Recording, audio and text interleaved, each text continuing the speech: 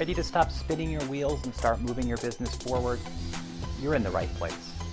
On each episode of Accelerate to Achieve, we'll discuss a crucial step in the journey, offering tips and advice that you can apply immediately within your own company. From financial management to customer success to digital transformation, we'll cover it all while providing leadership lessons from top industry insiders. In just 15 minutes, you'll be inspired to build momentum through action and achieve incredible results. Welcome to Accelerate to Achieve, the podcast that moves you from question to answer and idea to execution.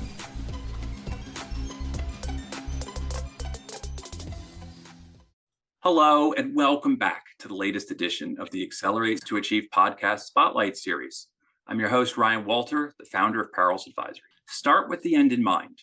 We've all heard the idiom, but how does having an understanding of where you want to be and the way it shapes your journey apply to our business? Our guest today will help us better understand. Now, we are so lucky to have Jeremy Stevenson from iBridge Partners. His focus is helping owners and leadership teams prepare for the eventual transaction or transition of their business. Some of the key outcomes of his work include clarifying business and funding personal financial goals, improving business profitability and value, and planning the ideal success roadmap. Jeremy, thank you so much for joining us today. Thank you for having me, Ryan. I appreciate it. I'm definitely looking forward to talking with you and your audience. Can you tell us a bit about how you advise organizations and your path here? Yeah, my path and start out that way. So, I started out as a business analyst, turning raw data into usable information for executives. And then I moved into professional services. So I did about a year of business taxes. And then from there, another professional services organization ended up traveling up and down the East Coast of the United States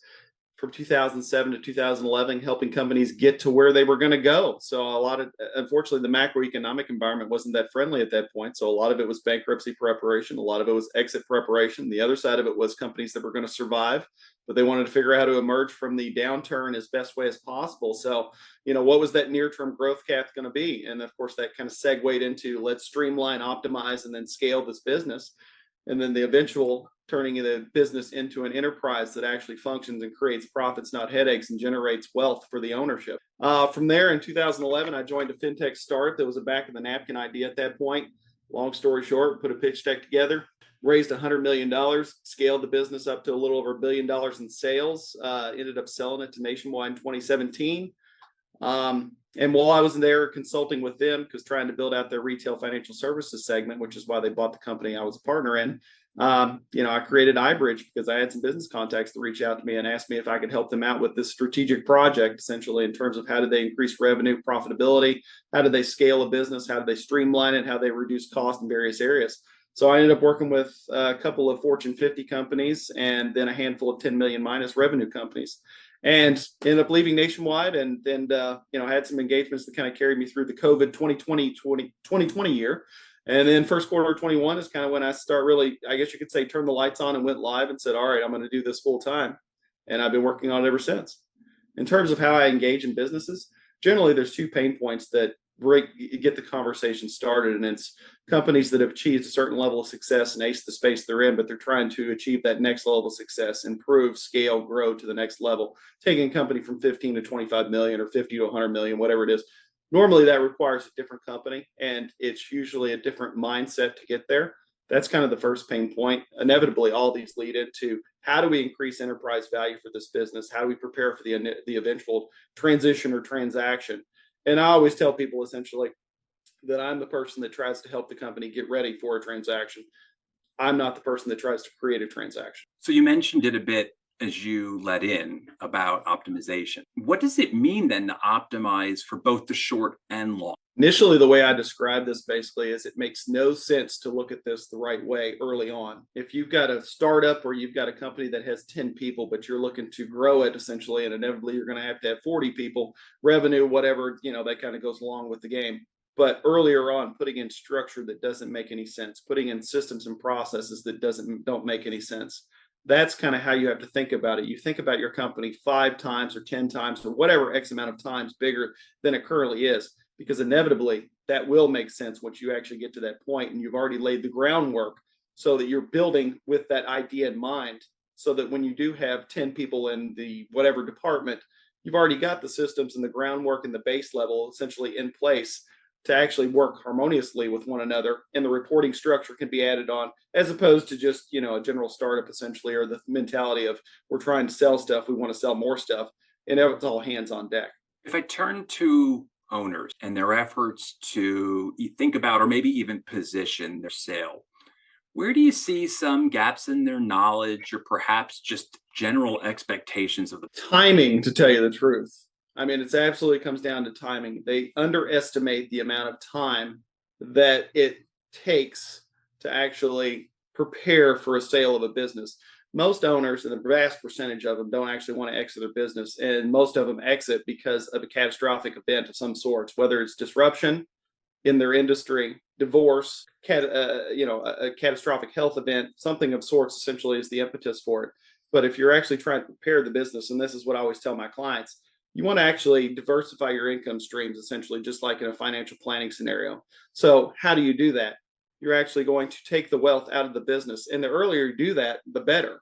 And I don't mean that by creating equity or having others buy into your business. I mean actually creating a financial strategy, figuring out what you want from a retirement income perspective, figuring out what asset size you need, and then utilizing the business as the economic engine to fund that particular endeavor.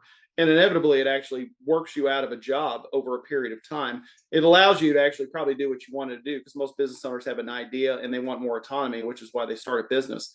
Inevitably, they end up working 28 hours a day, and that's not the right way to create long-term lasting value from a business perspective, and also to plan strategically for the future. So I'd like to look at this from the other side of that kind of transaction equation. What are buyers looking for, and how important is it to understand their perspective in securing a successful acquisition? Yeah, you've got to look at the company through the buyer's lens, essentially, and nobody can look at it. Nobody can look at their own business and think that their, baby is anything but beautiful. And, unfortunately, you have blinders on. So, I mean, what are buyers generally looking for? They look for in many things, but the list is the succinct list, I guess, is a long history of linear growth and consistent revenue. So you want to be able to show that we've been growing at a very, very, I guess you could say, small but consistent rate, both on revenue and profitability. Well structured from the top down. So again, working the ownership out of the company essentially, and putting in that structure from either the board perspective and also the management perspective, that people can make decisions. I always tell my clients essentially, go on a vacation. We're going to do some work, of course, but can you take a week's vacation without plugging back in? Can your leadership actually make decisions?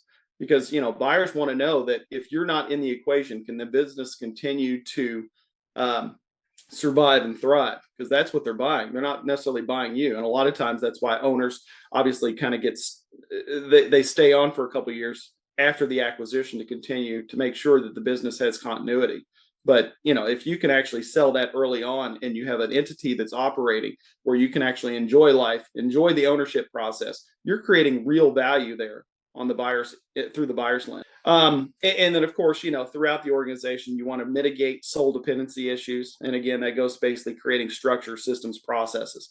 And the other thing is that segues into that is getting things out of your head. And many business owners have this problem. Many businesses have this in terms of, I've done it this way. That's great. But that doesn't mean it's the best way to do it. And the other side of it is documenting what putting it down on paper. So again, rolling that into systems and processes, and then just the nuances of running a business. There's so many business owners that are, fighting the daily fires, and they forget. And that doesn't really pop up on the highlight list of things to do, but it is very, very important to be able to essentially get things out of your head, get them down on paper, and then translate that to the operational flow of a business.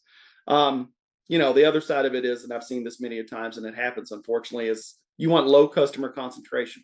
Really, you don't want any singular customer essentially to be more than 15% of your sales. I've seen it where there's 85% of your sales in a singular customer. And of course, you do not want anything definitely above 15%, but 15% is kind of the ideal rate. Because that, gives you flexibility, or gives the business flexibility to be able to lose and gain customers, but it's not going to be detrimental to the overall financial performance of the business and the ongoing concern of the business, essentially. But yeah, it's very easy trap to fall into. There's a lot of businesses that do it. And of course, when you're trying to sell more product and you get a company that obviously starts to acquire or buy more of your product, then it's a great thing from a profitability standpoint, revenue, operations, all this good stuff. But at the end of the day, when you're actually trying to sell your business, you need a diversified portfolio of customers. And then I think, some of the other elementary things is really just having 5 years worth of clean books and clean accounting. You've got to be able to put that stuff in a data room at the end of the day when some company's doing due diligence, to be able to lay out all those systems, processes, documents, basically workflows.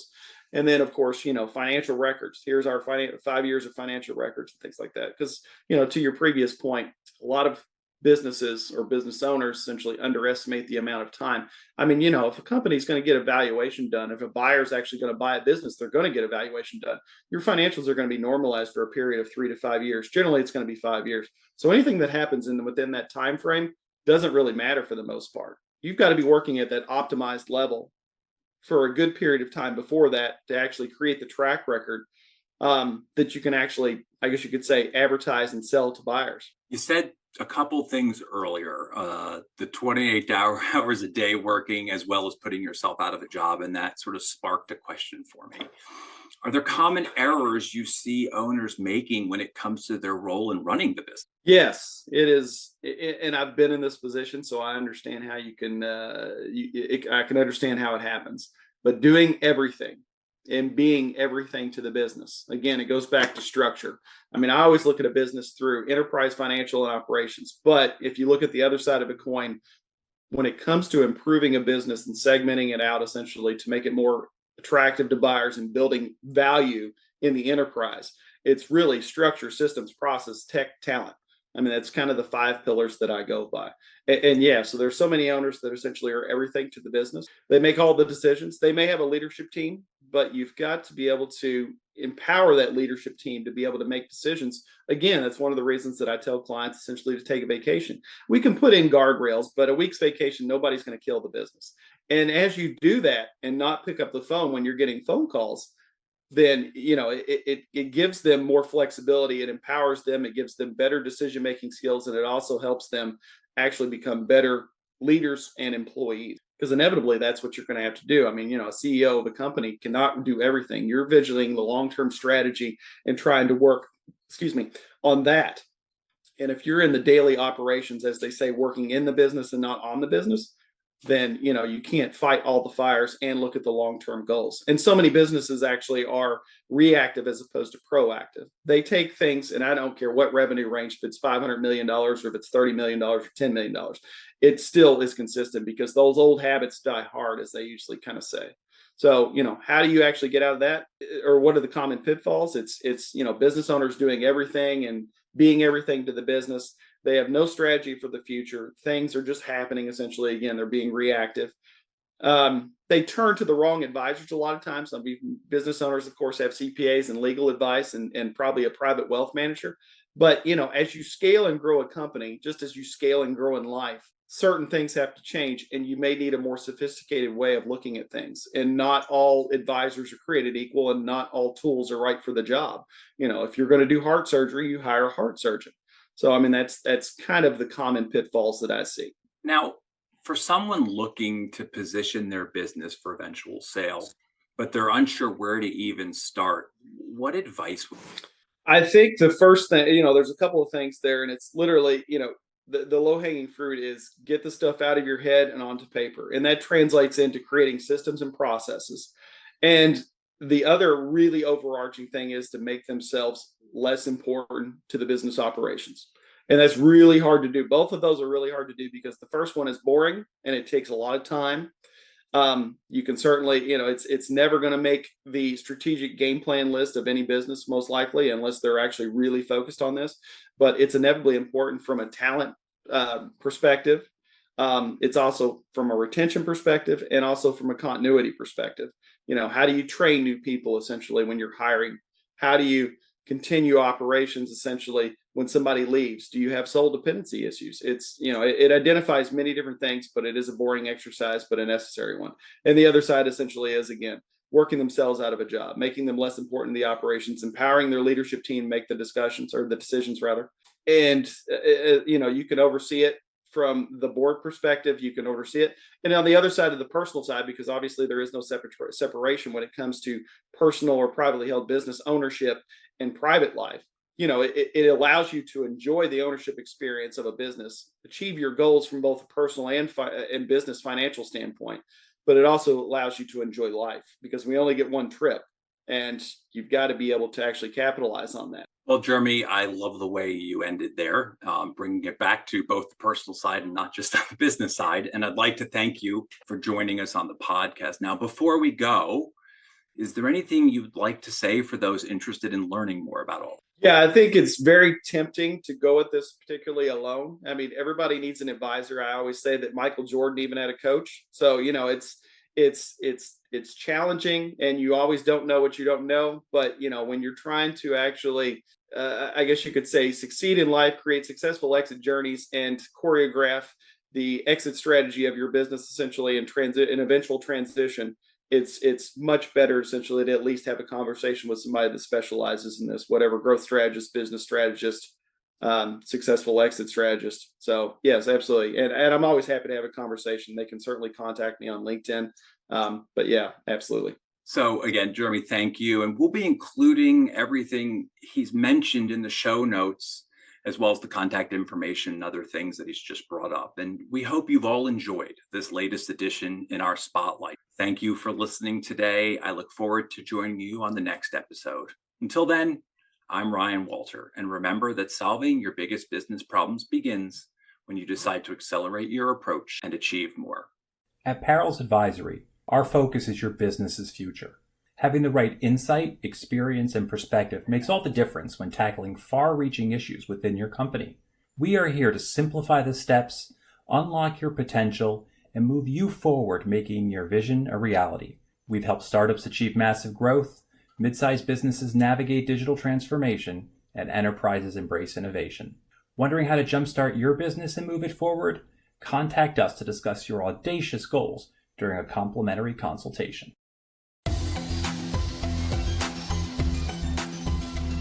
Thank you for listening to this episode of Accelerate to Achieve. If you're enjoying the podcast, please subscribe and leave a review wherever you listen. Got a question, feedback on the program, or interested in being a guest? Simply go to parrels.co/A2A-podcast and send us a message. To learn more about our work or to book a consultation, visit us at parrels.co/contact. Until next time, remember that solving your biggest business problems begin when you decide to accelerate your approach and achieve more.